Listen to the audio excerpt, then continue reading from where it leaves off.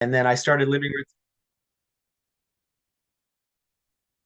and then I started living roots compost tea in 2017. Just more of a side project, but it turned into more of a.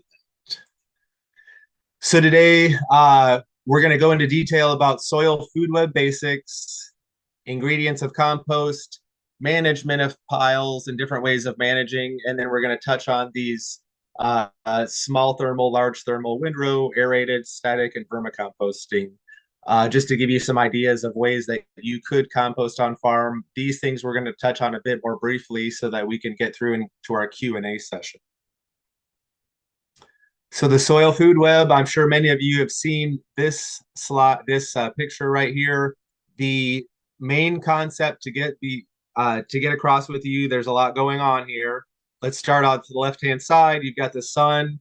We've got photosynthesis with sunlight and air, and plants are photosynthesizing, which means they're taking energy from the sun and they're converting that energy into carbohydrates mainly that they pass down into their roots. And the whole idea behind soil food web knowledge is that plants are feeding soil microorganisms and soil through their root exudates and sloughing off of dead cells. So there's organic matter from the dead cells, there's exudates, which are foods, which are being released for our very first trophic level, and we're going to get into more detail on this. I'm just going to touch real quick. The very first trophic level is going to be bacteria and fungi. And then after that, you've got their predators that come along and eat them. So the very basic idea is you got photosynthesis. We need plants in the picture. So no bare soils, we need plants. Plants feed the soil. They also feed microorganisms. And so from here, we've got a chain reaction where microorganisms are holding on to excess nutrients, and then their predators eat them and poop out the excess nutrients in a plant soluble form. So if we were to eat, a chicken sandwich and we use some of the nutrients from it, but then we also keep some of the nutrients in us, and then we go surfing and a shark eats us and poops us out, we're going to be in a form that some other type of life is going to be able to use. So this is just a micro form of that. And then on up the chain, the reason that it's called a food web rather than a food chain is that it's not linear, and some things like nematodes may get eaten by other organisms, but also may eat them. I'm going to try and move this little thing real quick so I can see better. So after photosynthesis, we've got the main decomposers. The idea behind this is that, let me start off by saying, this is how Mother Nature works. Like if you see a natural system, you go into a forest and go on a hike and you see all these green ferns and things like that. And nobody's going in there and spraying chemicals and fertilizers and things like that. Mother Nature is doing this all on its own through life, through plants, through biology, through soil biology, especially. And when most people think of plants, they think about the above ground part of a plant, but really the main part of a plant is below the surface. Just like in humans, we don't see our guts, but our guts are what are actually doing most everything. They're sending signals to our brain. They're digesting food, making nutrients available. And in our gut, we have bacteria and fungi, just like in the soil, we have bacteria and fungi that are breaking down organic matter and making those nutrients available to us or to the soil. So with that, we have bacteria and fungi. Bacteria compose low carbon to nitrogen ratio things. So things that are green and easier to decompose. If you make food, let's say you have a salad versus some cardboard. So a salad's going to be all this green food scraps that are easier to decompose. If you let that sit out for a week, it's going to turn to mush. If you let a pile of cardboard sit out, it's not going to turn to mush. So the easier to decompose things that are, quickly break down are going to be more bacterial foods. And that's what bacteria feed on. And the reason I bring up these ratios is that we can manipulate our compost recipes to provide more bacteria or more fungi. And normally our soils are lacking fungi. So my goal over my career has been to get more fungi going in my compost so that I can then use that as an inoculant to get good fungi back into the soil. So we've got bacteria that decompose green things. Fungi are going to break down more brown, woody, cellulose things with more lignin, so higher carbon to nitrogen ratio. I'll briefly say this. Many people get misunderstood when they hear about soil fungi because mycorrhizal fungi has become so well known in the press, I guess you could say, because of movies and stuff. Sorry, my dog's back here. Um, Mycorrhizal fungi are the fungi that connect to roots and penetrate into the roots to have a symbiotic relationship with plants. They are going to break down some of the organic matter in the soil, but the majority of organic matter, and when you see fungi in a compost pile, it's going to be saprophytic fungi. And again, those are breaking down high carbon to nitrogen ratio things. The picture that you see here is a microscopic picture of fungi. It looks like similar to a tree, the way a tree grows in its pattern of branching and things like that. These are septa, which are cell walls. It's got a nice dark color. So here's a handful of some compost. You can see all the little white mycelium. So fungi is made up of threads that are very microscopic. Those threads build up on top of each other like a rope. When you put a rope together, you have all kinds of pieces that are threaded together.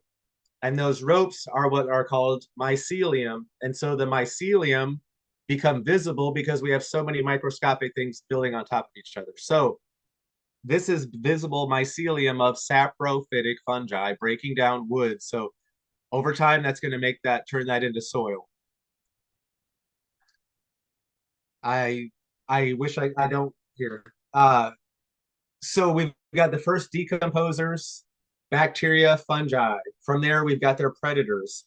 So just to give you a human example of this on a human scale, if you make a sandwich and you leave it out in your kitchen for a few days, what happens to it if you don't eat the whole thing, obviously, and you leave it out? You've got mold and bacteria that are going to form on your food. So mold is yeast, which is a type of fungi, and bacteria we just discussed. So those two decomposers are on your sandwich, breaking down your sandwich. In the same way that we have bacteria and fungi in our gut breaking down the sandwich. In the same way that it's in the soil, bacteria and fungi are breaking down organic matter. So it's only the bacteria and fungi that are doing the main decomposition. As we go up in trophic levels in sizes of organisms, we have these other organisms that are predating on our bacteria and fungi. Through that predation and their actions, they're going to be shredding. So a worm is also going to be processing this stuff and breaking it down. It's not doing the final decomposition, but it is decomposing in that it's munching on this stuff and passing it through it and breaking it down into smaller chunks. But those smaller chunks are being grabbed onto by bacteria, which are turning it into humus finally, doing the final decomposition. So bacteria and fungi do the decomposition. I'm taking too long. I need to go a little bit faster. Their predators are protozoa. So I'm sorry, their predators are protozoa and nematodes. So bacteria and fungi are eaten by protozoa or nematodes. So protozoa are going to eat bacteria. Protozoa are made up of amoeba, flagellates, and ciliates. Now, ciliates are present in low oxygen conditions, so I don't want to see those when I'm looking through the microscope. I'm wanting to see flagellates, which are moving around, swimming around, and I'm wanting to see amoeba, which are either in a shell, which are testate, or naked amoeba, and you're going to see pictures of these coming up. There's also nematodes. So nematodes get a very bad name in agriculture because just like any press, the negative stuff, the bad stuff is what gets out and gets people get wind of. But they're fun fact, nematodes outnumber any other animal in the world. There are more nematodes than any other animal in the world. When it comes to bacteria, the biomass of bacteria, there's more biomass of bacteria than anything else in the world, which is also a fun fact. But of animals, there's more nematodes than any other animal. And anytime I'm using my basically anytime I'm using my microscope to look at and see nematodes, they're beneficial nematodes. I've only ever seen one root feeding nematode in my career. Everything else is beneficial, and they're almost always bacterial feeding nematodes because there's so much bacteria, which I just said, the largest biomass in the world. So that's a food source. So you've got a lot of nematodes to feed on that food source. So among nematodes, you've got bacterial feeders, fungal feeders, predatory, and root feeders. So obviously these are going to eat bacteria. These are going to eat fungi. Predatory predate on other nematodes, but also other organisms. And then root feeders are the parasitic ones, which give it a bad name. Now, when I'm determining what a nematode is, I'm looking at their mouth parts. So I use their mouth parts to determine what type of nematode is what. Nematodes are roundworms. So when you take your dog or cat to the vet and you get their poop checked for roundworms, that's a type of nematode. It's a different species altogether, but they are round worms. So nematodes may sometimes be visible with the naked eye because they are a type of worms, but normally they're microscopic. They are snake shaped. They move like snakes. They wriggle. When I'm looking through the microscope, I'm looking for their movement wriggling like that. So that was a nematode. Both of those that you saw were bacterial feeding nematodes. This is a testate amoeba. There's generally two main shapes to testate amoeba. They look like an olive like this, where you'll see the opening here, which is the mouth. Sometimes this body part of the amoeba will be on the will be on the outside eating food, and all this in here, some of it's see-through, but there's bacteria in here that it's eating. These also come in like a balloon shape where you have this similar shape, but then there'll be this little, like when you tie off a balloon, there'll be this little weird thing at the bottom. All this other stuff, these are minerals. The clear things are minerals. The darker chunks are, so that would be like brown, dark humus, humic acid. The golden stuff is fulvic acid. All these spaces are just others. There's like a tiny dots are bacteria, bacteria, bacteria, just to give you an idea what that other stuff is. And then moving up, we've got arthropods. So this is a type of mite here. It's really hard to get pictures like this. This was an exceptional capture on. I'm proud of that I got this capture. It's hard because normally they'll be lodged in a weird position, and this one just happened to be perfectly photographic. What's the word? I can't think of the word all of a sudden. Photogenic, that's the word. So getting back to the main idea behind this all, which we touched on in the beginning, and I stole this illustration from Elaine. You have plants which are photosynthesizing sun and oxygen or air. They're turning most of that energy into food sources that they're putting out through their roots. Those food sources are made up of carbohydrates, proteins, and sugars. And in our human forms, those proteins, carbohydrates, and sugars could be sugar, flour, and milk or eggs that you mix together, which make cakes and cookies. So a generic term is to think that plants are putting cakes and cookies into the soil for bacteria and fungi. So plants are attracting the microorganisms that they need in order to get the nutrients that they need. So a plant knows how to manage its own nutrient needs. Before humans were ever on Earth, plants and microorganisms, it started with microorganisms and then plants, and they developed these relationships before humans ever were around. They developed these relationships and know how to work together symbiotically. And so plants feed microorganisms, they attract what they need. They need molybdenum, they know what to put out to attract that. They need some calcium, they know what to put out to attract that. Humans don't need to manage nutrient needs of the plant They need to focus and manage the soil and allow the plant to manage its own nutrient needs.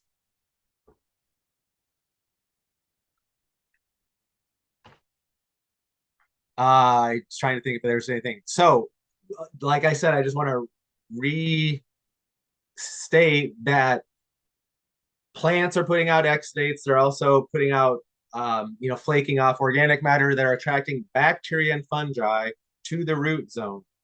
So we're going to get into that in another slide. But if you want to have a party, you don't not put out food, you put out food. People want to eat. So if you put out what people want to eat, then you're attracting what you need. So like if you need the things that vegetarians are going to give you, you put out food for vegetarians. Or if you think that you need what meat eaters are going to give you, you put out what the meat eaters are going to, right? Bringing us to soil as a habitat.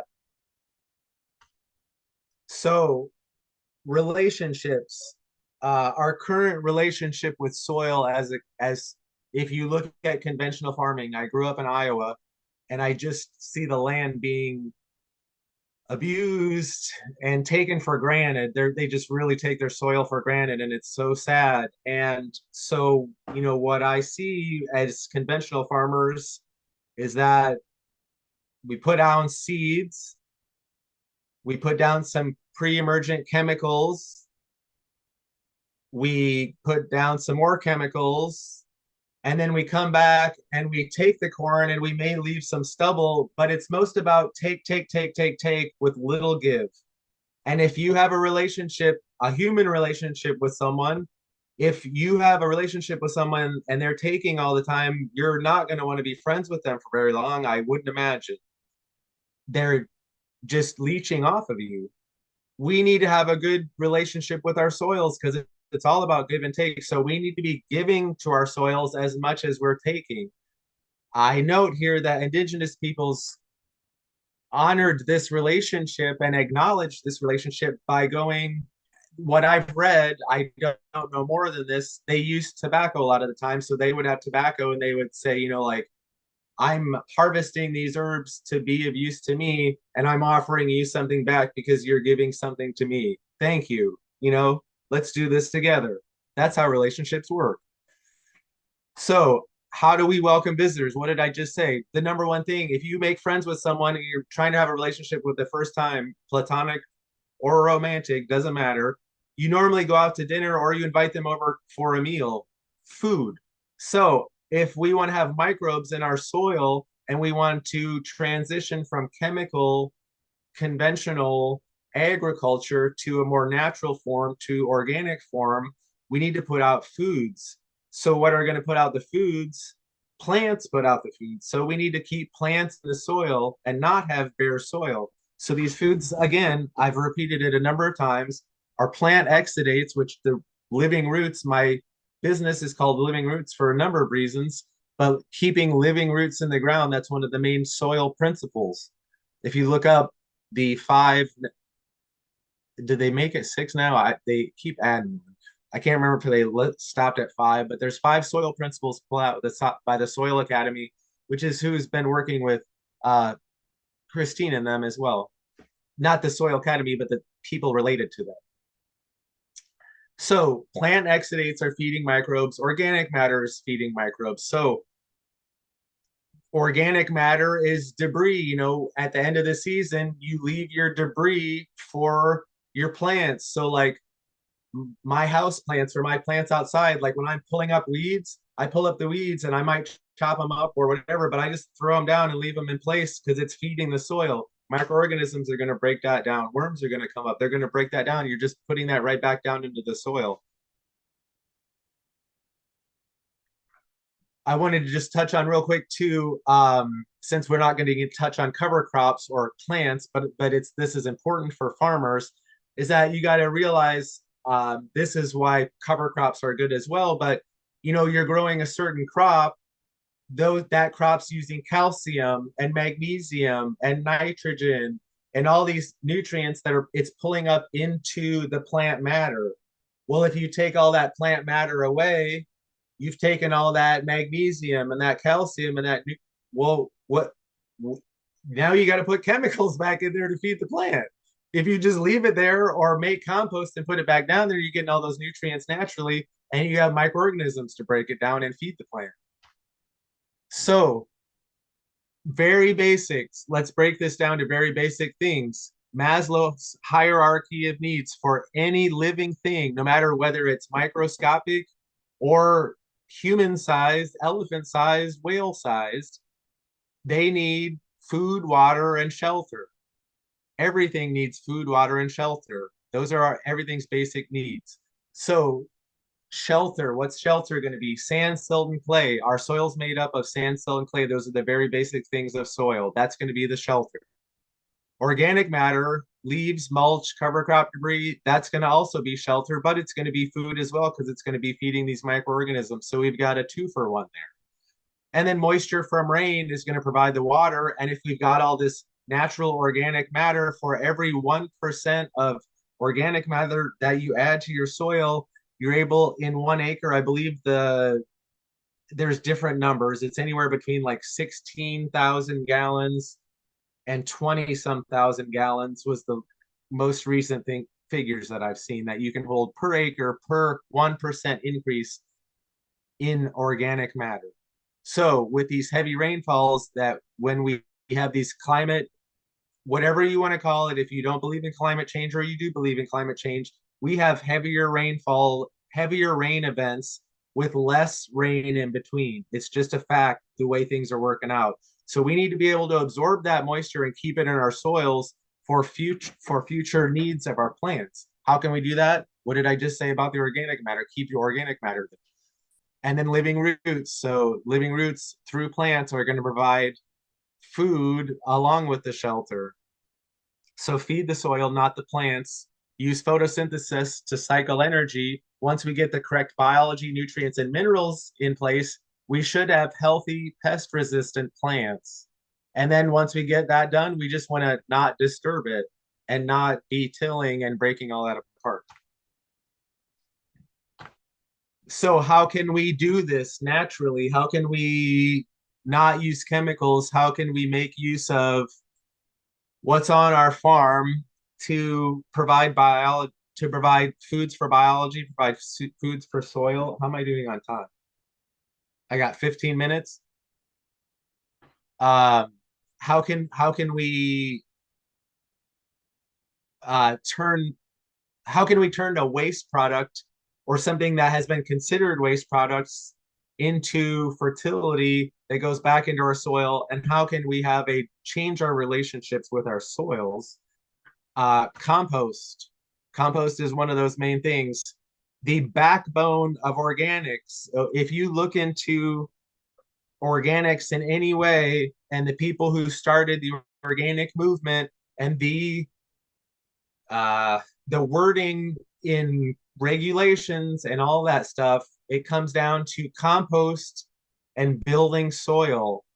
And I work in organics as well. I'm also an organic certifier. So I work for Bay State Organic Certifiers, and I read through these regulations, and it's funny how many people, like, these are like the very basic. If you don't even read the rest of the rules, if you just start at the very beginning and read one paragraph and skip the rest, people skip that thing. They don't pay attention to the focus of the soil and building soil. So that's what this is all about. Sorry if I'm coming across as ranting. So compost, a definition I like to use is healthy aerobic compost is the oxidative decomposition of a variety of organic matter. So a variety of organic matter, variety being the most important term there, because bananas are going to have certain microorganisms. A beet that was in the ground is going to have other microorganisms and nutrients that you're breaking down. So like you have tomato plants that you throw in, those are going to have certain microorganisms. So the more variety of organic matter that you're throwing in, the more variety of microorganisms and species that you're going to have. And within a day or within time periods of seasons, you've got changes in temperatures, and within these changes of temperatures, you've got the activities of microbes, depending on their species, are going to increase or decrease. So you've got a lot of microorganisms that are happy and thriving in warm conditions, but they may not be as active when it cools down to like 40 degrees, 45 degrees. Then you've got other microorganisms. Or when it's really hot, you've got those. That's why it's called thermophilic, because you have these thermophilic bacteria that are breaking things down. And so we want a variety of organic matter to have a variety um, of species of organisms. I was trying to think of the word diversity. So the things that I'm going to touch on today are thermophilic composting, or hot composting that people like to talk about. Or another one we're going to discuss is static composting, which can be cold or hot. And then I'm going to touch on vermicompost as well, because I specialize in worms and vermicompost. I'm a nerd. Ingredients, the main ingredients with compost. And I know that I'm sure most of you are aware of this, but we're going to touch on it anyway. So brown material in a compost pile are high carbon high carbon to nitrogen ratio things like sticks, stalks, wood chips, sawdust, paper, cardboard, leaves, straw. And what did I say before? The high carbon to nitrogen ratio things fed fungi. So the more brown stuff you can get, the more fungi you're gonna feed. There is a tipping point. You don't want 90% browns and 10% greens, because it's just not going to work out biochemically, I guess you could say. So with greens are low carbon to nitrogen ratio things. Anything that was cut green, food waste, hay is a green. So hay and straw can come from the same plant. Hay is when it was cut when it's still green. Straw is when it was cut after it's been left, and all the proteins and carbohydrates have gone into the root zone. So straw is the same plant as hay, but once you cut it when it's brown, then it's considered a brown. And then high nitrogen. When we're doing thermophilic composting, we need to add some high nitrogen to material to boost the activity of the bacteria to increase the temperatures. So if you're using high nitrogen, you want to use about 10 to 20% of your pile or windrow, the volume, as high nitrogen, which could include manures or alfalfas. And you would want to avoid manures that of animals that use antibiotics, and beware of residual herbicides. I was thinking I was going to mention something with that. Oh yeah, so within a compost pile, when you get heat in a compost pile, most people don't understand this, because most people aren't thinking about the microscopic world. And my whole intention and talking to you, anybody through my talks, is to get you to think like a microbe and think on this microscopic level, because it's just like our own human world. It's just that they're tiny and we don't ever see them. They do the same things. They eat, they reproduce, they rest, they like to eat, they like food, they like to reproduce, which is the same as us. So when you have heat in a compost pile, that heat is coming from the activity of the microorganisms. As they're eating and reproducing, that creates heat. So just like when humans reproduce, we create heat. So that's what's happening in a compost pile. You've got so much reproduction and activity and buildup of population that's exploding. That's what's creating the heat. It's the action of the microbes that's creating heat in any compost pile. And so anytime you're trying to regulate the heat, you're actually trying to regulate the actions of the microorganisms. So if your pile's getting too hot and you turn it, you're trying to decrease the activity of the microorganisms. So with that, we need, on top of our organic matter, we need air and we need water, because our microorganisms, according to Maslow's hierarchy of needs, need food, water, and shelter. So we've got their food and shelter covered with the organic matter in our compost. Now they need air and water. So we need to make sure that we're building a pile and so that it's breathable. So by using different sizes of especially brown material, we can create a sponge instead of, so let's picture the more surface area you have, the quicker something's going to break down. So if you have smaller sizes, it's going to break down more quickly, right? That just is the way that the world works. But if we were to take a giant, if we were to turn everything into the same granule size as flour and make it into a powder and we put that down, well, according to what I just said, if you have more surface area, it's going to break down quicker. Well, with having all that surface area, we block air. We don't have airflow. So no, it doesn't. So we need airflow and we need things to be able to breathe. So we need chunky stuff. We need wood chips, stalks, bigger things in there. Yeah, it may take longer to break down and we may be sifting some of that out, but it's also slow release fertilizer. Just like when it's on your soil, anytime I see a stalk or a blade of grass that's been cut down, I don't see that as a nuisance. I see that as slow release fertilizer that microorganisms are going to break down over time and provide to my soil and food for my soil. So water in a regular compost pile should be 50%. I've got coming down to 6 minutes here. We may go just a little bit longer than 45 minutes. You want a regular compost pile to be about 50 to 60% moisture. Now, normally when you're starting off a compost pile, you're going to have a lot of heat. So you want to keep a little bit more moisture in there because it's going to be heating up and evaporating that moisture. And then maybe keep it a little bit less moisturized once it's aging. Vermicompost worms need a lot more moisture because they breathe through their skin and they need moisture in order to breathe through their skin. So vermicompost needs to be kept at closer to 75 to 80% moisture. Now you can do a hand test method. This is what I do for years. You take enough compost. I wish I had an example to squeeze in your fist. It really doesn't take much, just a little amount to squeeze in your fist. And you want to see water coming out from between your fingers or 1 or 2 drops coming out the bottom of your hand. This isn't super scientific.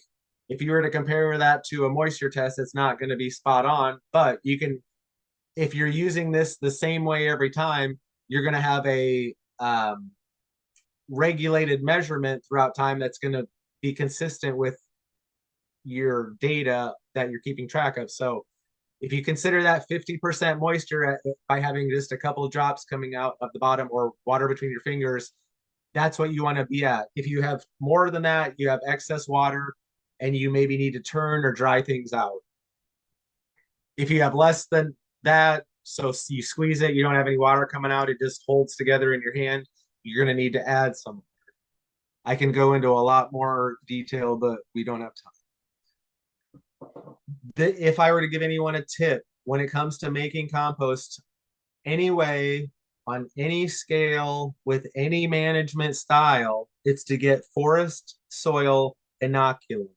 And that's if you build a small compost pile, if you build a large compost pile, if you have a worm bin, if you have a giant pile with worms in it, go out your back door as close as possible and go to a forest and look under the leaves. And if you see leaves and you pick them up, we've all been hiking, hopefully, and like you pick up sticks and leaves and you see those white mycelium strands.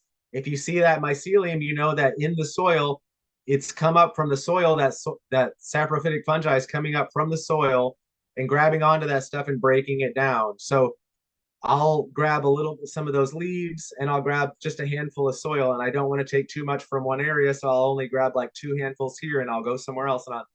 And for like, say, my 1-ton pile, I'll just do 10 handfuls maybe or less. Just doesn't take much. But inoculating your compost with forest soil is going to give you good saprophytic fungi along with native microorganisms, other bacteria and other things that are going to survive Some of them may take off, some of them may not take off, but you're helping to inoculate with things that are native to your area. Because when you're throwing banana peels in there, you got microorganisms coming from South America. You put an avocado pit in there, you got microorganisms coming from Mexico. I'm not saying this is a bad thing. I'm just saying you've got things coming from far away because our food comes from far away a lot of the time. Hopefully you're eating locally, but this is going to give you those native microbes. So again, here's saprophytic fungi, just to give you another picture of what you're hunting for if you're looking for saprophytic fungi to break things down.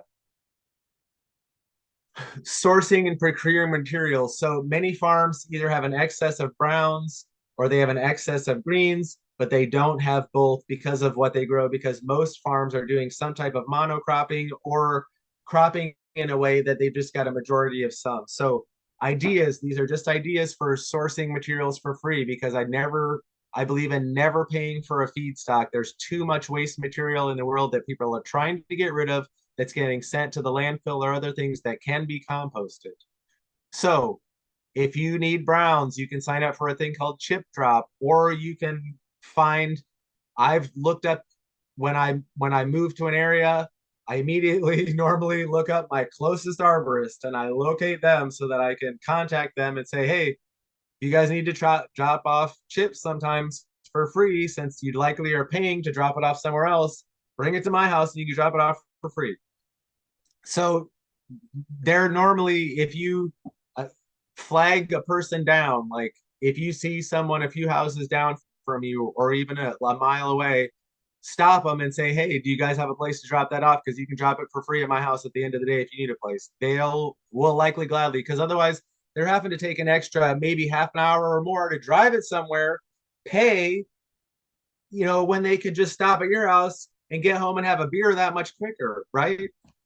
So sign up for chipdrop.com.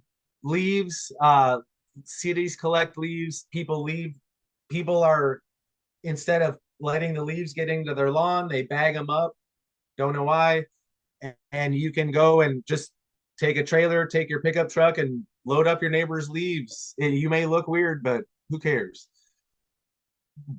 Greens. So if you have a lot of browns on your farm and you need greens, local restaurants have food scraps. Juice places are good to hit up because they're just, mainly you're not having a lot of forks and other crap that's going to get in there. Breweries have spent grain. The more you can limit contamination by getting things from a brewery or like a juicer who's not going to have a lot of contamination, as in plastic and rubber gloves being thrown in there, the better. When I was in Tennessee, there was a local dye business. They did indigo plants, and they had tons of indigo waste daily, like semi loads, that they were trying to figure out what to do with. There's an organic waste that, get a hold of something like that. There's always some type of waste out there. And if you need high nitrogen, depending on the scale, I've gone to people's houses and said, can I go to your barn and clean it out? And I back my truck up and I clean up their shit, excuse my language, and they don't care. I'm doing them a favor. Moisture, on any scale. So when you're making a pile, it's best to mist things as it's going together rather than building a pile and then putting water on.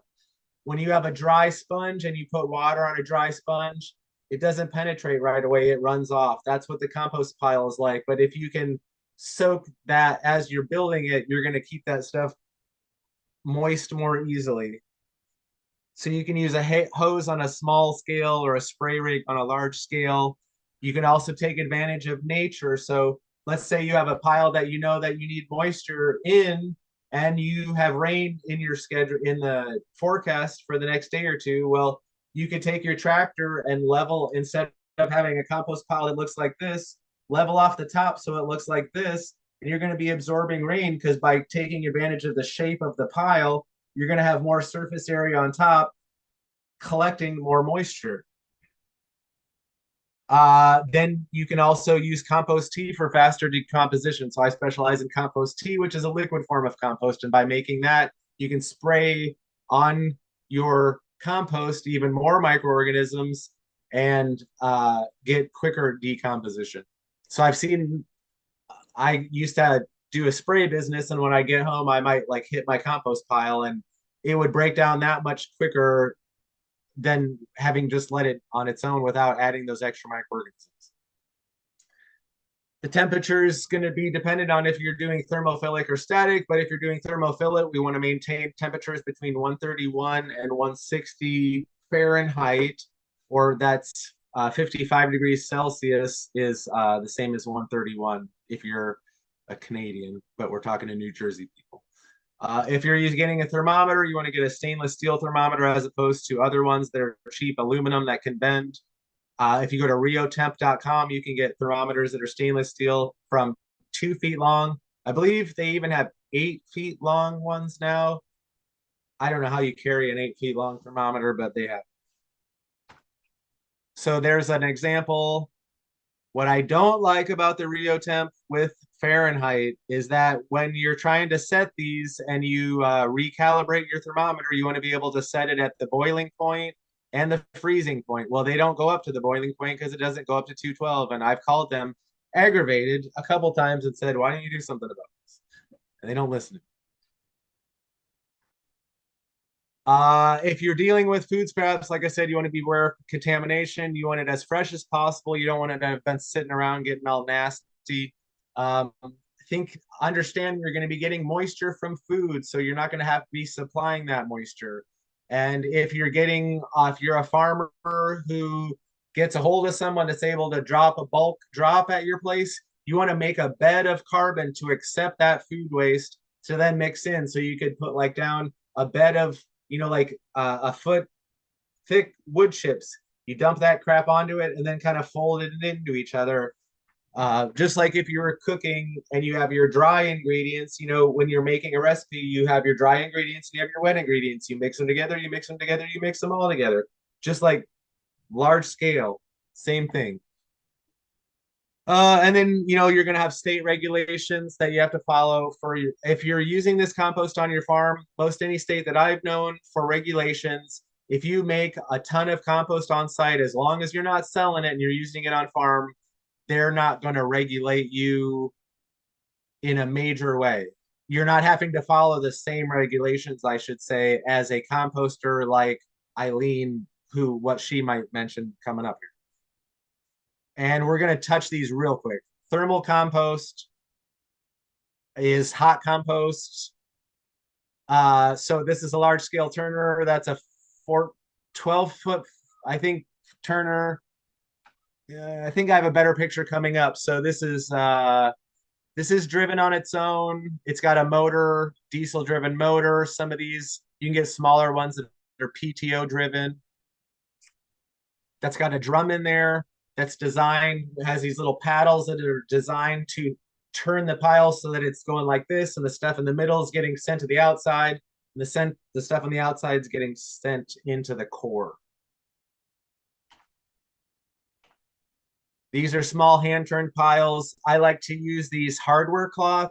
So this is a 4-foot hardware cloth along with bungees. These are great. I hate the pallet system because if you're using a pitchfork, which is the best thing to turn it, you're always stabbing those pallets, and that's nothing that drives me crazier than stabbing a pallet. So these things are great because you can undo the bungees, move your hardware cloth, and make a ring right next to where you're doing it, and then flip into that. Very breathable. It's great, and it's not too expensive, and they last more than one use. So here's another example of a small windrow turner. These are German made. They're from Europe, and I don't remember exactly which country. And I can't think of the name of this offhand. But so these you stand on it obviously, and then you manipulate the pedals. There are foot pedals here that he's working, and then he's also working things here with his hand. So here's a PTO one this is from Frontier in Illinois. I can't remember the name of the model. I think it's something Mike.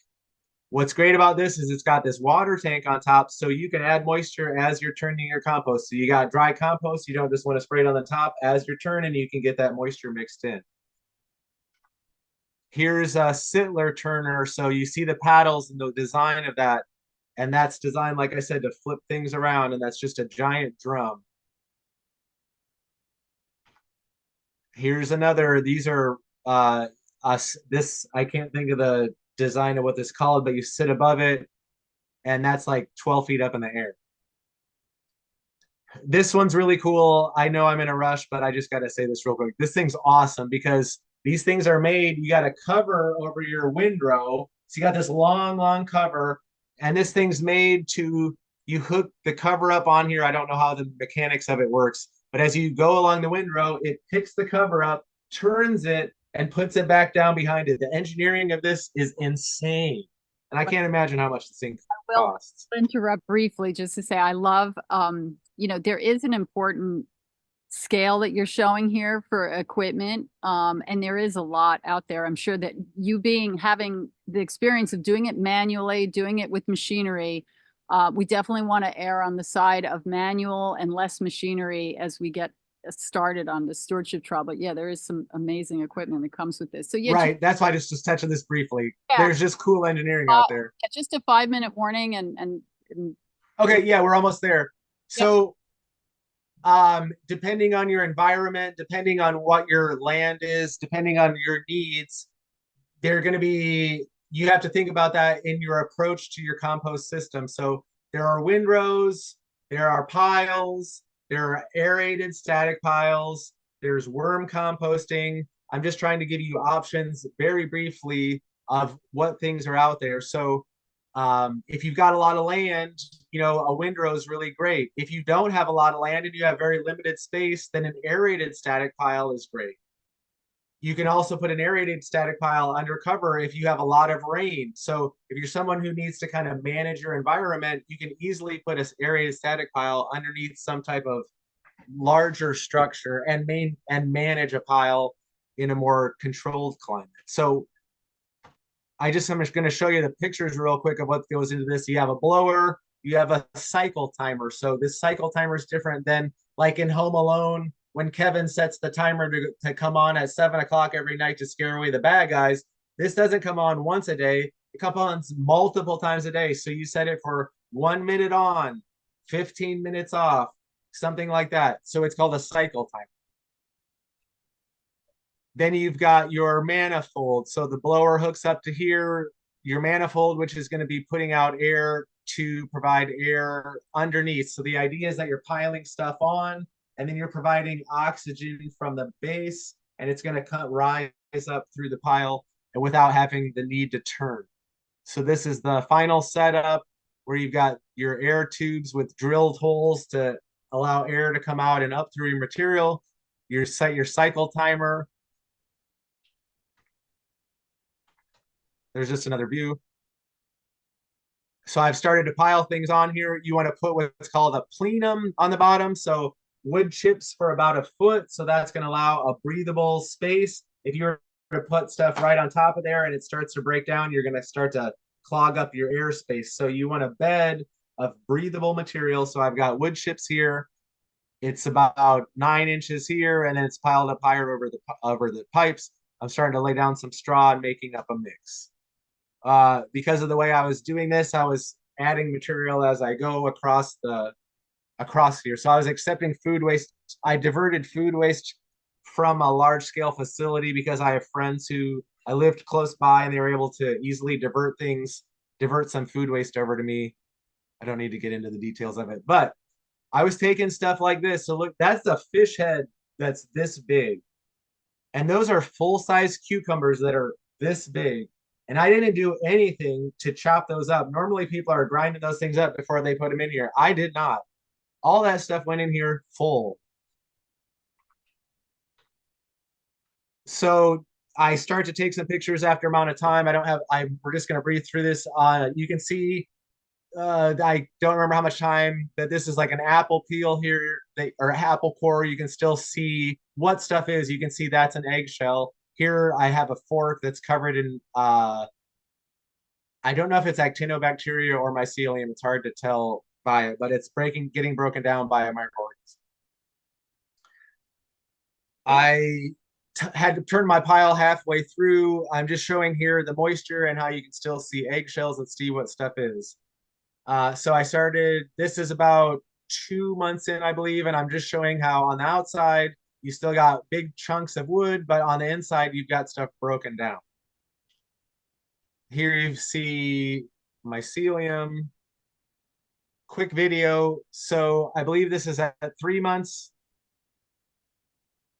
Just, I want you to see the texture, the size, and the texture. Just real quick again, size and texture. Focus on the size and the texture. Now at 4 months, look at how fine this is. You don't even need a screen for this stuff. That's at 4 months. Most people do not achieve that fine a material in 4 months. Never anybody I've seen achieve that. So that's with ASP. That's what you can achieve. That system, I have about $400 into that system for the blower, the tubing, and the PVC. I'm trying to get ahead and it's not moving there. Here we go. So vermicomposting is composting with worms.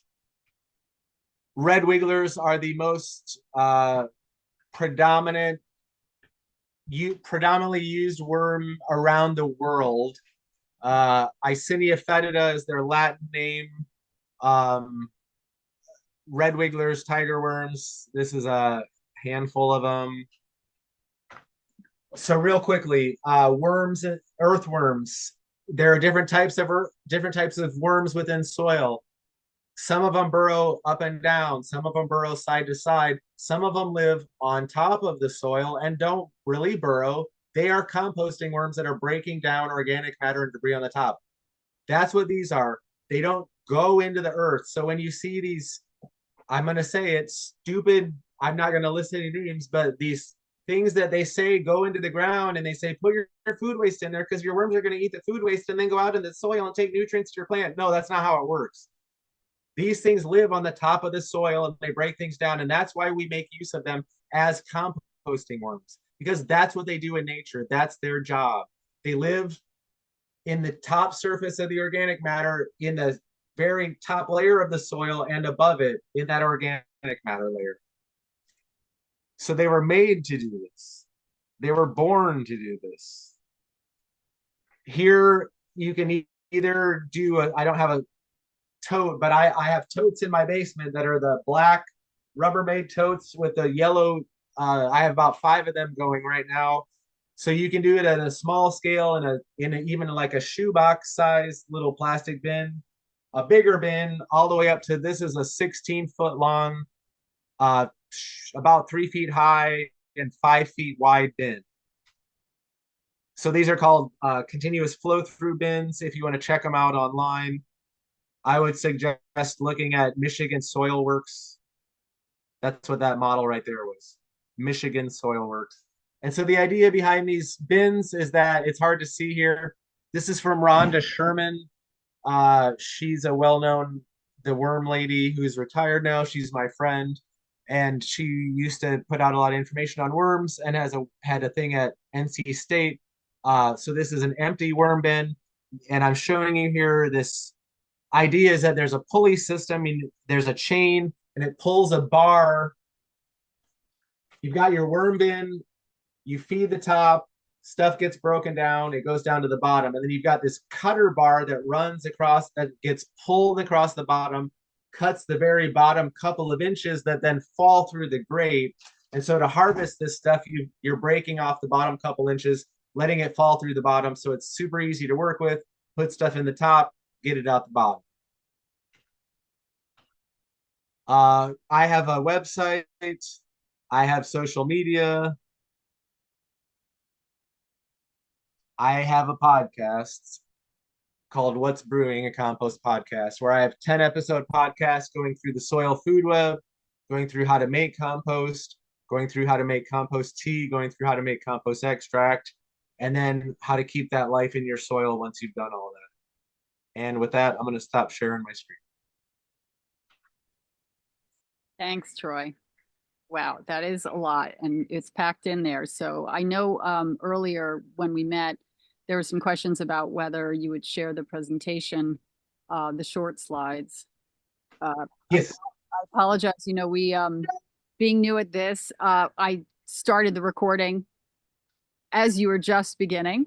So I did want to reintroduce the project. This has obviously been an in-depth dive into compost, but we have an opportunity for a really great Q&A next. So this project was actually funded by the Highlands Council Sustainable Ag Grant. It's Operation Diversification in partnership with NOFA New Jersey.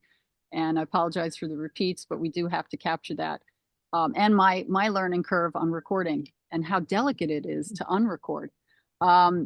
We here at Providence Farm, I'm just going to introduce briefly to the farmer who is table side here. You can see. Hi. That's Martha, Kimberly. Underway here. We're very lucky to have this opportunity to do farm stewardship. And I just wanted to provide a little bit of context of the Q&A that we're about to have, because as Devin has said, NOFA is really a community, and we're trying to work hard to build a community through this farm stewardship trial by inviting all you into these Q&As that are really sharing, you know, information and a lot of experience from different points of view, different people. Just briefly, you know, the question driving us back in 2017 was, why was the transition to organic so hard? Martha had started a CSA and now she's the farm manager for Providence Farm. Martha did not fully understand the impact of the history of the chemical and mechanical disturbance from conventional farming and its lasting impact on soils, which led to trialing different soil amendments on a smaller scale in the family garden. So Troy earlier had mentioned just what happens with disturbance and varying levels of disturbance. We're not against tilling at all, but we are wanting people to learn more about the impacts of their disturbances. You also mentioned, Troy, about the impact of climate change, whether or not we believe we're the cause of it. It is changing. The climatologists have shared the frequency of extreme precipitation has increased, the periods between rainfall events in the summer, and the drought periods are projected to be more frequent. Last month, we had a temperature of 130 degrees on bare soil as compared to 112 that was just sparsely vegetated. So Troy had mentioned, you know, leaving behind something when you harvest is critical. It's to cover the ground. And with other farmers on this farm, Martha had outsourced and given opportunities to second generation farmers to take care of annual and perennial crop fields. And he was brave enough to try for the RC&D cover crop grant. And he was not happy with the results because he certainly didn't understand, same reason, fully the impact of the history of chemical and mechanical disturbance and its long-lasting impact.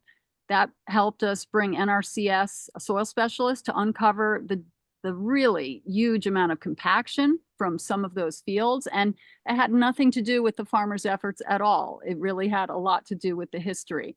So here we are trying to define what is stewardship and what is our common ground here today, beginning with, we do not know what we do not know about the soil. We're just uncovering that.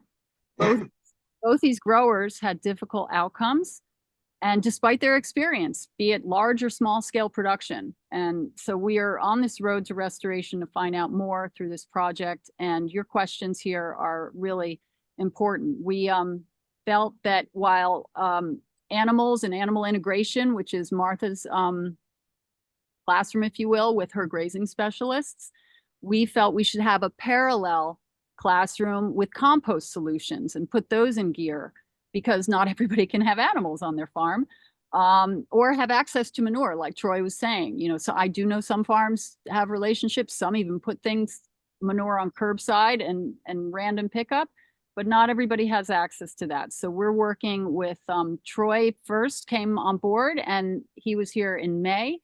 And then we quickly widened the circle to other specialists like Virginia Lamb of Groundwork and Eileen Bonnaira of community compost to help us look through these different lenses and change the way we see things here. So Troy had a look at the hay fields and didn't find much in the way of life, but said there was some hope in some of the worms that he saw there. It was evident just one pass of the cows. There was signs that there might be more biology just in the remnant cow pies for one passing. But we've put more seed and diversified the types of plants. We've created test and control strips and applied Troy's compost and added mycorrhizae. He's teaching us how to do that. And we also worked with Virginia and Eileen to create our first demo aerated static pile with stall waste and surplus spent grains from chicken feed. So that said, we have a lot of things happening here. We hope to build more interest and hopefully more webinars on this, and eventually generating based on the interest, have people come at some point if the funding continues from the Highlands to have on-farm workshops, but that's a long distance goal in the unforeseeable future. So with that, I'd like to open it up to the myriad of people that have joined. We have people from the background of state offices and funders. We have gardeners and mushroom growers. And please, by all means, let's introduce you to this forum and ask some questions. I am still learning my way around raising hands, and You may have to unmute Eileen and Virginia for them to participate. okay, I am sorry about that. Yeah, it is my learning curve how to run these multiple. Okay, so I'll keep going here. And then maybe just raise your hand. Hey, while you're doing that, somebody had asked a question, but I had to pay attention here. So the question was, can you adopt the soil food web approach into an organic certified farm system and maintain certification? Yeah, absolutely. The soil food web approach is all about taking the most natural approach possible through compost. And that's also what I was saying in the beginning. What organics is all about is using compost and plants to build soil and bring organic matter to the soil and get healthier soils. Great. I did point out too, there is the opportunity for putting questions in the chat. I apologize for my learning curve, learning how to monitor all of these different ways that we can participate as I figure this out. Any questions offhand? Raise your hand. Eli has a question. Eli, do you just want to type your question in and I'll read it out loud while she's doing that?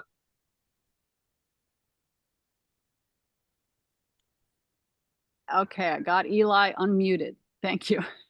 Sorry, I'm a slow typer. So we have a small, it's about a half-acre veteran outreach garden at an actual veteran hospital, and I think it's considered Hunterdon County. So my simplest question is we have grant funding. I want to buy compost right now because I understand the importance of it. So we are looking to buy fairly soon. And then is there an opportunity for any of the organizations that are on here to actually have somebody come out and maybe help us build one of these aerated static piles, or help us identify the best method for our area or our space? Those are my two questions. Virginia, that sounds like you. I didn't know if Christina wanted to take it first. Yeah. Hi, Eli. How are you? What's the name of the hospital? Oh, are you muted again? I think he is. I think he can't get back.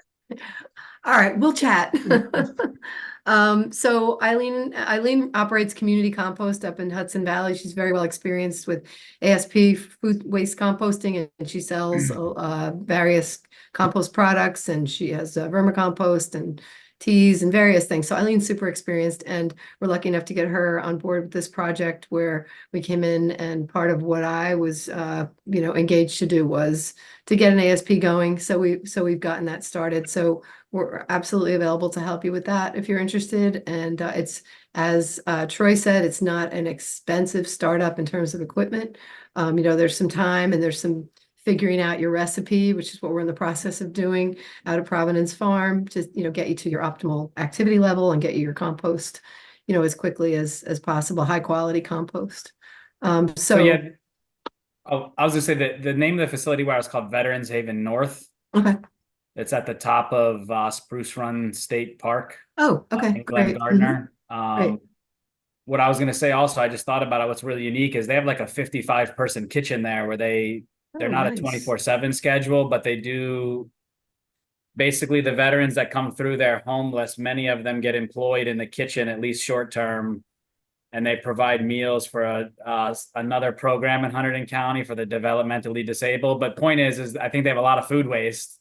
Nice. And I know it's all just going in the dumpsters. And I already had that conversation where I think they have 2 to 4 of those dumpsters a week being picked up and dropped off, something like that. And I was like, oh man, if I only had people in my life that knew what to do with that. It's like 5 feet away from us, and they're letting us have chickens and growing and basically whatever we want to do. But I have more experience in acquiring access to all of this stuff than I do know what to do with it. So Right, we right. need help.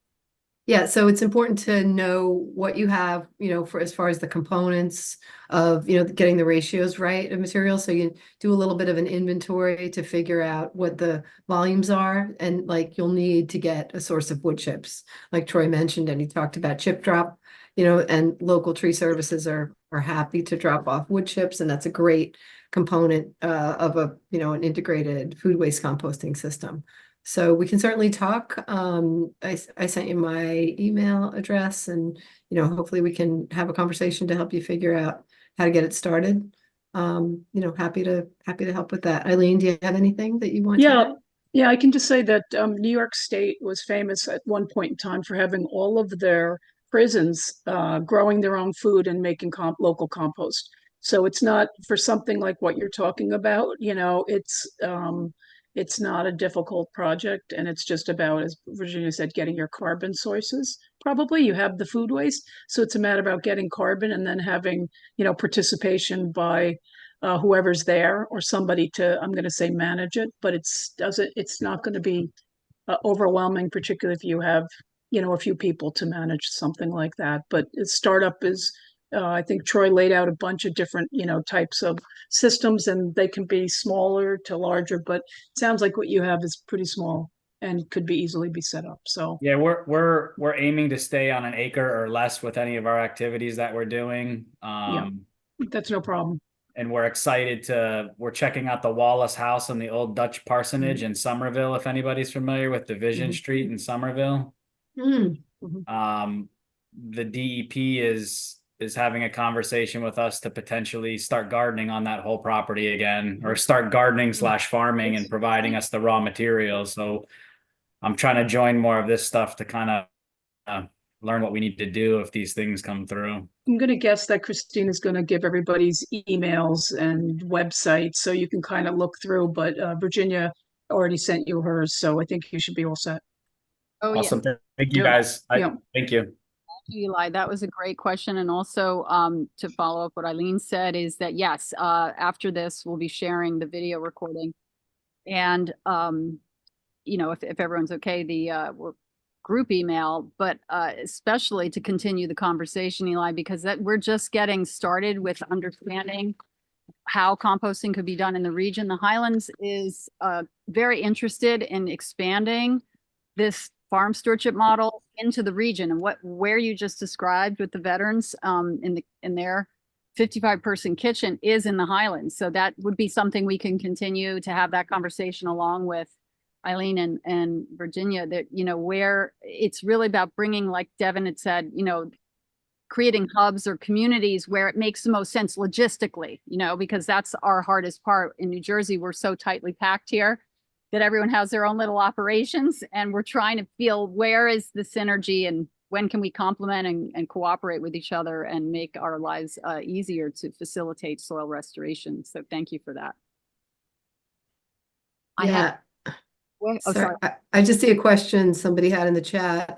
Teresa had a question about, is organic hay required to make organic compost? So I don't know if one of you guys want to. Yeah, I was going to say, when it comes to organic inputs, as far as plant matter, it does not need to be organic. So if you own if you're certified, let's say I'm just going to use this for the example sake. I'm a certified farmer. My farm is certified, and I want to make compost in order to use on my certified farm. I don't need to purchase an input that has been certified. So I can buy hay, but it doesn't have to be certified hay. But I need to add on to there, when you're buying straw, especially straw, because the use of persistent herbicides have become so prevalent, you need to know where that straw is coming from. So it's best to purchase organic straw, or know for sure that the person who grew that straw has not used chemicals on it, because the most prevalent one now is aminopyrrolid. And it's a persistent herbicide because it persists, as in a cow or a ruminant can eat it, poop it out, and it still is active. Or if it's on straw and you use it as a mulch, it's still active up to like 2 years later. Or you put it in your compost and you break this straw down, and you've got all these aminopyrrolid or other persistent herbicides on straw. You've now condensed the persistent herbicide in your straw because you've broken down the organic matter, but the chemical stays. So you really need to be aware of straw. I cannot stress that enough. Yeah, I can just also, we make, my company, Community Compost, collects food waste. We've been working with cities in New Jersey and the Hudson Valley as well, up through New York State. And we also process the food scraps under the company name is Hudson Soil Company. So while it would be great to have organic food and to make organic compost, we are NOFA approved in New York State, and we don't use organic food because we don't know who gives us the food, if some of it's organic, some of it's not. As Troy was saying, same thing is relative to our feedstocks. The persistent herbicides have been a big problem. I believe New York, New Jersey, and Pennsylvania have banned those persistent herbicides to be used on hay, and Maryland too. So I think just know where they're coming from and who's using what. But I thought that, Troy, that those were banned in the tri-state area. So I have no idea. yeah, And I'm I pretty would sure. say just because something's banned doesn't mean somebody doesn't use it. It's That's true. true. That's It's true. true. Yeah. But also yeah. there's a time, I mean, and the US Composting Council has put together a lot of research on the time and how some of these chemicals break down. It sometimes does take like 24 months or longer, but that these chemicals can break down over time. So compost made really quickly, maybe not so biologically stable, maybe still have residues. So I always think that's when people say, oh, we can make compost in 30 days. It's like, not really, right? Yeah, and So- the other thing to do is you can test your compost when you grow. You could do a grow test. So when your compost is mature, use red clover or use some kind of beans or seeds to grow. And those plants, you'll know immediately if you have a persistent herbicide because of the way that the leaves will show up. It'll be represented in a stunted plant growth or curling of leaves or something. So that's really the test for a persistent herbicide that the composters use. And also, and just to amend what Eileen said too, that's also a good test for compost maturity, because seed germination will be inhibited by immature compost if it's still breaking down. What Eileen's referring to is called a bioassay, BIOASSAY. And you can find a really good resource to do one at the NC State Extension, as in North Carolina State Extension.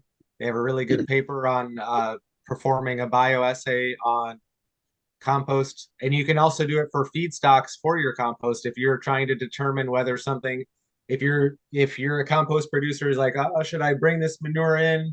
Well, if you're a compost producer, you're likely going to pay money to get it tested. But if you're thinking about it as a farmer, you can test that by seeing if it's killing plants, like she was talking about, using some type of leguminous plants people normally use.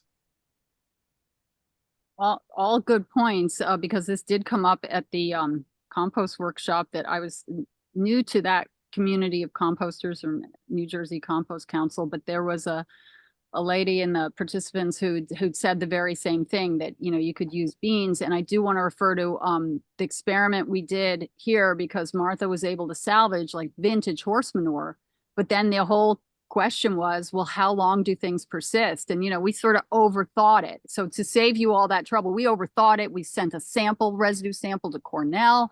We want to make sure that we have the test results, and waited 4.5 months. And then in the end, after all that, there was teensy bits of residue, but there wasn't even a test for glyphosate. So oddly enough, when Troy came to the farm and just took a shovel to the sample and put it under a microscope, he's like, oh, look at the nematode, and that would have indicated very quickly that we have something healthy there that's okay to plant in. So we got the green light from him and Virginia for Martha to experiment with a massive milpa mix of edibles, both for people and for the cows to graze down afterwards. So, it's an example of, that sat a long time, but to Virginia's point, the longer it sits, and according to Elaine Ingham and my very beginner knowledge, biology can cure a lot of things that man corrupted, but it takes time. Is that true, Troy?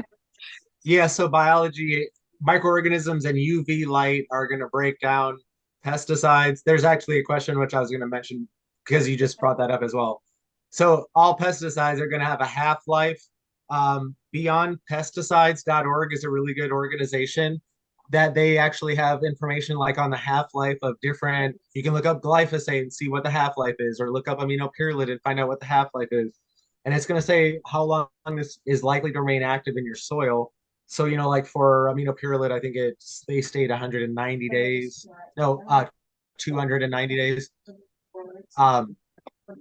But yeah, so there's persistent herbicides and there's herbicides. Persistent ones are going to persist for a long time, whereas herbicides are going to break down much more quickly. And it's all through microbial action and UV light. The reason that there are persistent herbicides is because way back when farmers were like, hey, I'm using this chemical that you sold me, but I spray it down and the weeds are growing right back up. So they're like, how can we make it last longer? Let's make it persist longer in the earth. So they spray a chemical and then it makes it persist that much longer to keep weeds down, which also means it's killing other things. So that's what's going on. So not all herbicides are going to be held that way. There's a question. Alive. What is a half-life you were referring to? What is a half-life?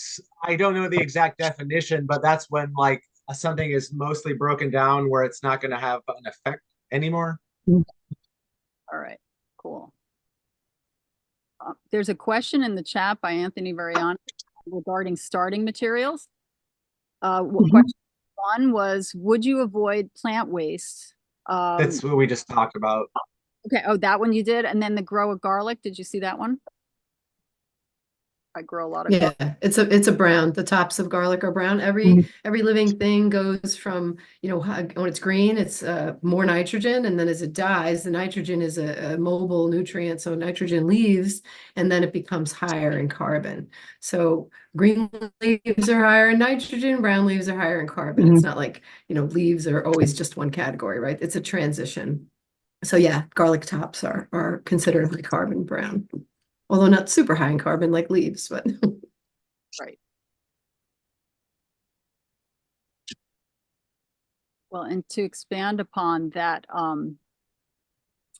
the hay versus the straw, organic, you could repeat that because I heard a little bit about that because there's been more and more concern about getting organic hay and straw in New Jersey, is that we were really shocked by the preliminary assessment of our hay fields from Understanding Ag, and even the farmer who was farming that hay thought it was at top production, and yet by New Jersey standards maybe so, but by national standards that hay field was at 50% production. So, we found out that even mining for hay, hay fields need to be fed, just like what Troy was talking about.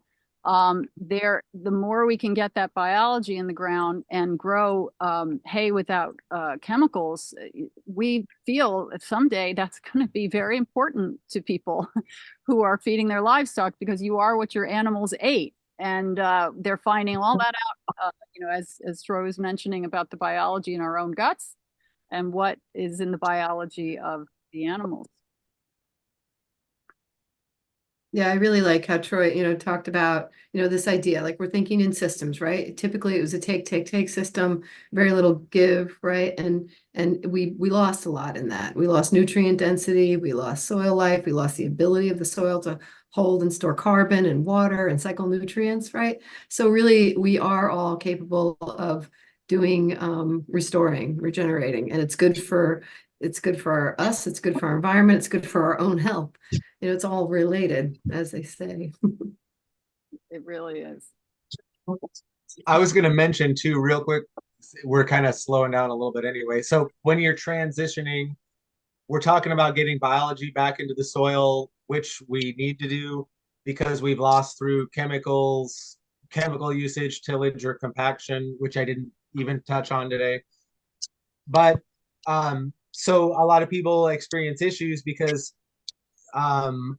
the microorganisms are going to make certain nutrients and minerals available within the first few months, but there are going to be certain things that the microorganisms aren't going to be able to access that your plants need, like rock dust, like so a bacteria is not going to break down necessarily stone. That's what fungi move through the soil, have acids that break down stones. They come upon a stone and they'll release an acid to start to break that down. Whereas bacteria aren't going to do that as quickly. So when you're transitioning from a chemical system where you've lost a lot of the life in the soil and you've taken up a lot of these nutrients and minerals, you're going to be lacking at those. So you need to be replacing the biology, but also what's called remineralizing, because for the first few years, your biology is not going to be to the point where you've got good fungi that's going to access some of those minerals from like bedrock and things like that. So you're going to have to add these minerals, and then the microbiology is going to make those minerals accessible. I hope that made sense. Yeah, that's I think at least the history of the testing we've done here, when we mentioned earlier that farmer was trying out the cover crop trials, that one of the benefits of that grant, the RCD grant, was to have what they call a cash test by Cornell, which introduced this idea of the components, the structure of the soil, the chemistry of the soil, and the biology of the soil. So, we as we mentioned in the flyer are really focused on biology because we've had a lot of testing chemically or structurally. And ironically, even though that farmer was putting organic, well, it may not be organic manure, but chicken manure as an amendment to try to boost, to give back to the soil, to give back to the hay. Oddly enough, we didn't have enough biology to digest that nitrogen, so it because the field had been compacted so much from hay. So these are all the things we're just uncovering. This is just a beginning in these trials. And so we're trying to share as much information on these webinars, and eventually will be the deliverable for the Highlands grant. We'll have access through NOFA to all of this information and a written document with lots of helpful links. Everyone that's been sharing so much about their backgrounds and what they know and who their teachers are, because we're never No, I thought you were over two.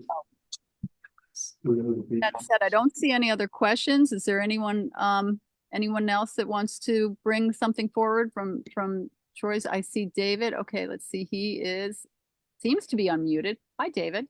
Hello. Okay, I was trying to write it down, but I'll just talk it out. Yeah. All right, so I manage about 2 tons of active compost from a small farm in Egg Harbor, New Jersey. And I'm lucky enough that we've got a really good mix of kitchen scraps, farm debris, and we have animals on site. However, I have a very difficult time of managing both water and weed growth. So on the outer edges of all my windrows, I'm constantly either trying to knock off weeds or make sure the pile is wet enough or make sure it doesn't get too wet. So I've been trying to cover it but then it seems like every time I cover it, it doesn't rain, and then every time I want it to and uncover it, it does. So what? how I could do best that. should I proceed? So David, what I would suggest, because you're saying you have about 2 tons, is that what you're saying? So it's a Mhm. pretty, I'm going to say it's a modest, it's a smallish pile. Two Sure. tons is a couple of yards, basically. So Well, what I let me step back and say that that is just what I'm going to call the active pile. We Mhm. also get municipal leaves, so I have several windrows of simply leaf mold Okay. that I'm lucky enough to get. That's great. So what I would just say that you need to make sure that and Troy touched on this, make sure that your pile is wet enough to start right up front so that you're not worried about the moisture content starting out. So you don't have air, but you do. So I would make sure that it's wet enough to start Okay. and then cover it. And also the other hack he described was you flatten the top or you put a little bit of a U in the top Uh-huh. so that the water can get in. And then your piles, if they're not getting hot enough, if they're not getting heat, then you're not going to kill the weed seed. Right. So I don't know if you take temperatures, you monitor your temperatures, I have but been. so if you do, and you're getting if you're getting, I'm going to say over 131 is for pathogens, but if Uh-huh. you're getting to 140 or something, then you just have to make sure that you're turning your material. Okay. You just got to Okay. make sure that you're turning your material so that it incorporates back in and then you can kill the weed seeds. The good thing is some of the weed seeds will get killed with that, but some of them won't at a Right. low I'm temperature. noticing. By the low temperature, but the good thing is a lot of the biology likes, I'm going to say, a lower modest temperature rather than a high temperature. High temperatures are certain things are happening at high temperatures, certain are mesophilic, thermophilic. Okay. So, having it at, in the 130s, I don't know, Troy, I like that temperature. It's not going to kill all your weed seeds probably though. Right. But Right. just, I'm you're going to have to noticing this. incorporate it. I'm Yeah. noticing this year I didn't have a whole lot of weeds, but unfortunately there was just one patch of pumpkin seeds that I noticed all over the place. Yeah, and then the other thing is, Mhm. things blow in. So that's the Right. other reason why you can try to cover or keep the plant life down in the surrounding area, keep the heads of everything down and help that they're not, shedding them onto your pile. But it sounds like you're doing okay though. Yeah. Yeah. Yep. Yeah, Dave, you're at Yes. Reed's Farm? Nice. One thing you just said about the pumpkins, one thing I always say is like a seed can only germinate once, So if you can have the ability to turn that back in the pile, it's just nitrogen. Right, So- but I will say that 3 years ago we had less than 2% organic matter in our soil, and now we Yeah. have over 8% organic matter in our Wow. soil, and Awesome. it is a massive Impressive. difference. That's impressive, especially down there, sandy soils down there. Really big accomplishment. It is 2:06. Just wanted to point out. All the time if those of you have to jump off. But I don't know if our speakers want to give another 5 minutes or we want to wrap it up. If there are any other questions. Doesn't look like it. And so I was just going to mention real quick to jump in on that answer to that question that a cover is going to help a lot. If you have compost that's sitting around that's aging, your covers, you have to consider that I composted for years before I heard somebody mention something and I realized, oh shit, I should, be keeping something covered because of the weed seeds that are blowing in. I hadn't even considered that. It was just the most basic thing.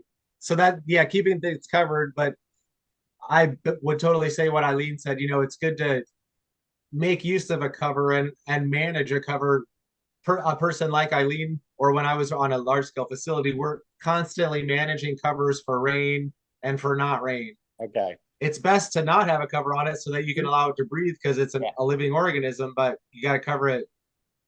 well, and just to follow up on that, when say you have material around, that's what we ended up experimenting with. If it wasn't for everybody's input, like Troy and with Virginia looking at this, there were a massive amount of weeds in this aged manure pile. I mean, like absurd. And Martha would have the animals graze it down. It was like a big buffet. It was a party for the animals. But if you don't have animals, what we find fascinating is once we got the green light and it was Martha's, compass, intuition to just order a ridiculous amount of diverse seed mixes, she just covered it, so at least it's covered with something that's useful to pollinators, to animals, or to even a food shelter for gleaning. You have something there when you're not using those piles. And I can't tell you, even taking a temperature of the windrow in those heat waves, it was a 30-degree difference. So you're not radiating all that heat and, and much less weeds, beautiful sunflowers and zinnias. So I advocate experimenting on those fronts as well. Pumpkins, squash. Yeah. Yeah. All good. Excellent, guys. Thank you kindly. Thank you. This was great. All your good work, all of you. Really appreciate, and your patience with my real technical steep curve here, learning how to unmute and mute and record and unrecord. I really appreciate You it. did great. You did great. Yeah. So keep cooking is all I could tell you. Keep cooking the compost. And Troy, if we can hang on, and Virginia and Eileen, just for a little 2-minute post wrap up, that would be great. Thank you, everyone, for Okay. attending. Yeah, thanks, everyone. Appreciate your time. Thank you, guys, and look forward to connecting in the future. Have a good day. Okay, Yeah, take care. great. Bye-bye. Bye. All right. Yeah, getting lots of thank yous on the. Oh, that was fun. I love when the thank yous roll in.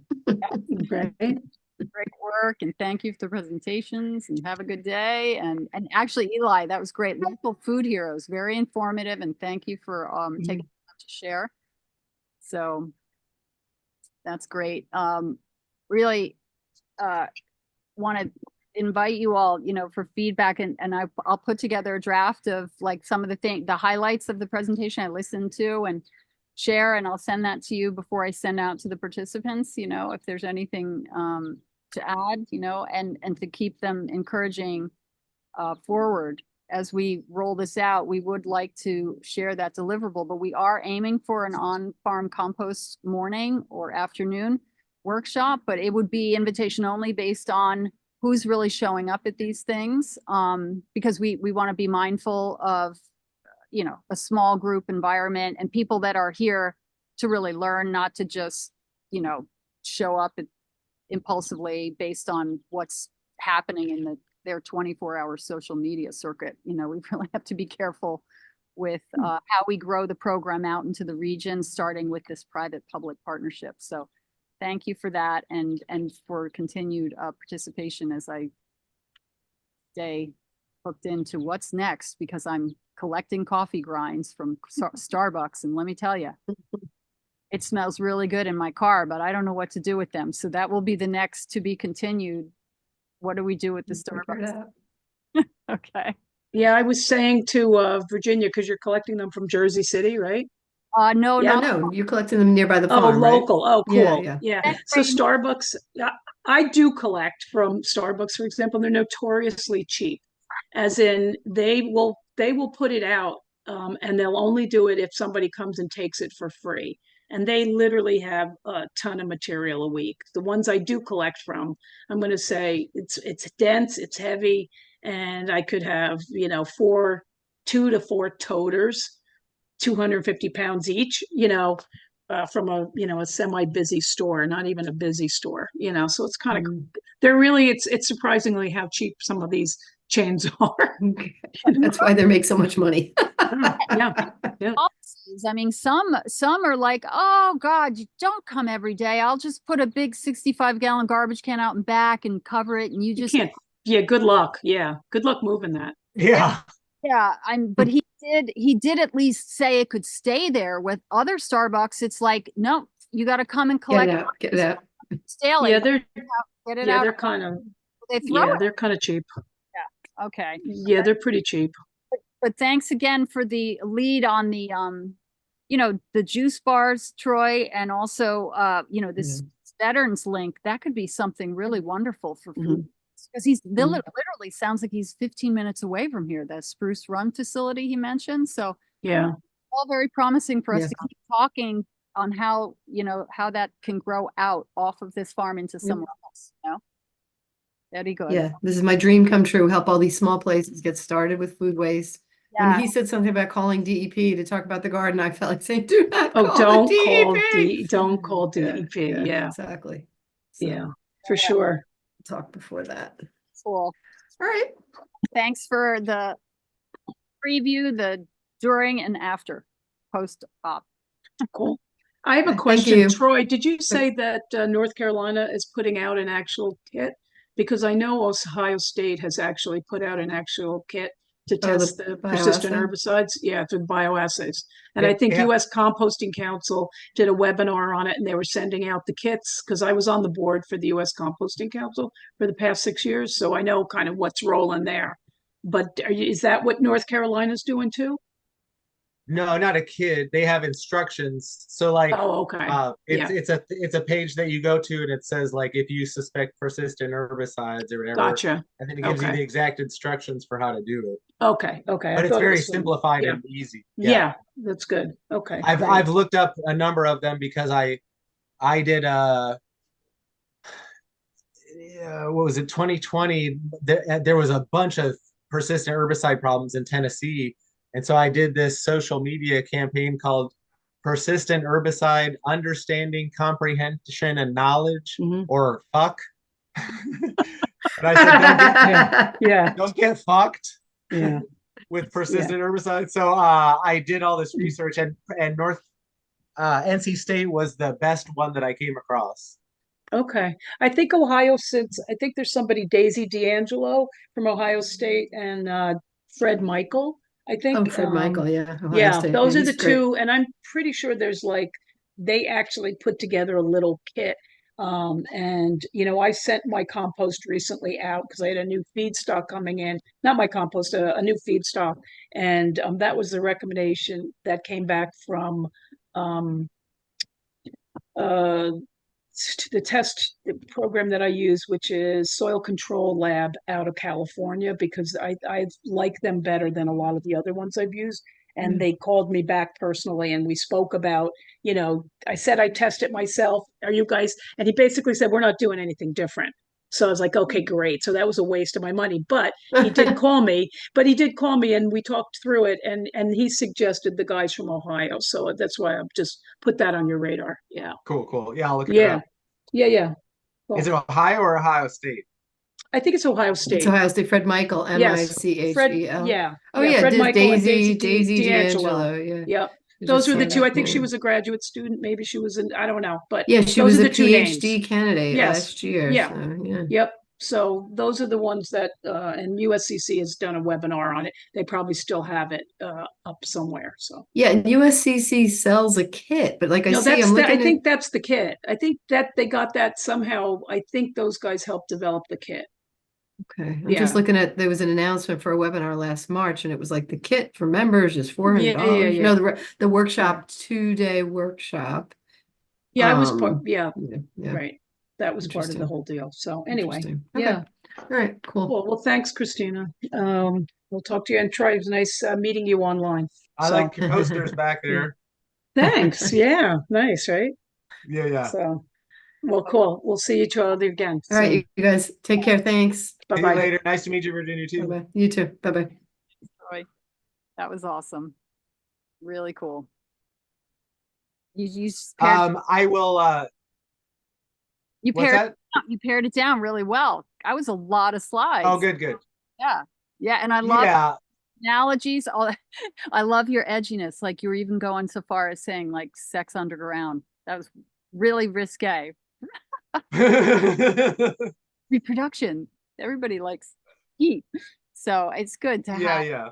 to break the serious, because like I said, everybody's a little awkward and tough. We're trying to find a way to have some fun with this. Yeah. What did you like? I like the shark reference. Yeah, that was a good Jaws reference of pooping out the person. Yeah, if you get eaten by. Oh, yeah. But it's that's really cool. So thank you for that, and of course, we'll try to keep the conversation going as we develop this in more detail to like what it could look like on the ground here, with everything we talked about. but if anything Yeah, comes, yeah. And in the fall is when you wanted to do something next? yeah, the idea, we're trying to figure out if it should be depending on, because it's small group only. Do we do like morning compost, afternoon farm, or do we pick a separate day? Right now, the 10-8 is for the pasture, I mean, the grazing. But if it's a small gathering for a couple hours, then we might be able to do it all in one day. We're still sorting that out, but we'll sort it out quick because it's already middle August, a third week in August, you know? Okay, Yeah. And cool. also not to mention our, the idea is that we have things to see in our trials based on the applications we made from you and in the hayfield, but we also have the brand new aerated static pile, which I think the longer we push that out, it might just be better to separate on a separate day later in October, and see what we see. Cause we're very new at this, like how much oxygen, and it's getting too much cause it's too small. So we won't have anything to look at. So I think that's what's determining the date for the compost workshop, so that you can come aboard and talk about the applications. Eileen and Virginia could talk about the little ASP, and we could troubleshoot. There are some soil food web people showing up on this. So there's another trained consultant. There were 2 soil food web consultants on this call. So they're learning from this other, very, like you said, canned commercial training program. That way is the only way. So, that's not, we want to relax that a little bit and say that's one way to approach it, but Yeah, yeah. I don't know if I mentioned, Gabe Brown did say when there were a lot of composting questions on this regenerative ag presentation he did last week, and somebody said, can compost replace animals? And he said, I wish I could say it could, but everything I've seen about compost, it's inconsistent. He said there's only one state-run experiment where it consistently produces the same product. He said, but 80% of the compost that we've had tested is inconsistent. So 20% get it right, 80% off. So that was like a real challenge, from Gabe. Like that's his personal experience, but game on. Like, why can't you were showing consistency in those hand videos? You know what I mean? Look at how beautiful the consistency was and the results that you're producing. So Right, but what he's talking about, I think, is like, if I made this compost this time versus next time there might be more fish. And so the chemical analysis of it is going to be different as to what it provides soils. Yep, it's true. And so you're gonna love it. He said, the only one I've known to do this consistently is the Johnson Sioux bioreactors. And I thought of you like Yeah. pitchforking the pallets and going, I love that you're like, I'm not doing that, So I love that, model. So maybe it wouldn't be a bad idea, because Martha just mentioned, there's a wonderful Nourish to Heal chef that's maybe generates a lot of kitchen scraps, and maybe we could do like one of those landscape wire standing piles like you do, just for the demo in the fall. It's just thinking out loud based on what you shared today, Yeah, and what I didn't get to mention is, I mean, you can always do more than one style on a farm, because like say that you have a bunch, a farmer is normally going to have a bunch of waste in the fall. Well, then they can make one type of pile that sits over the winter, whereas they can have another type that they're continuously adding to throughout the growing season. That's a different style of management too. So cool. it doesn't always just have to be one kind. Right. Well, that diversity that you're talking about is what we're all about. So everyone really received the information well, and a couple learned a lot. So I don't know if you got to read the chat, but thank you for your attention. Yeah. And circumstances. Just keep taking good care of yourself. Okay, cool. I was gonna say I'll write up a Word invoice again. Trying Sure. to get my pen to write. Yeah, And then I'll email that to you. definitely. And I'm going to forward it right to Devin, because I got in trouble there laying out stuff and not being they weren't able to pay me. So then I wasn't able to, it just relied on my credit card. But I'm gonna forward it right to Devin as soon as you send it with the details, and then he's been paying within 10 days to 2 weeks, so that's the typical turnaround. Is that okay, or is that gonna put you in a pinch? Because I'm changing, usually as soon as you I mean, can, I wasn't necessarily expecting it right away, so whatever. good, as long as you don't expect it, because last time I think we were very expedient, Right, yeah. I wasn't necessarily expecting it right away. right, cool.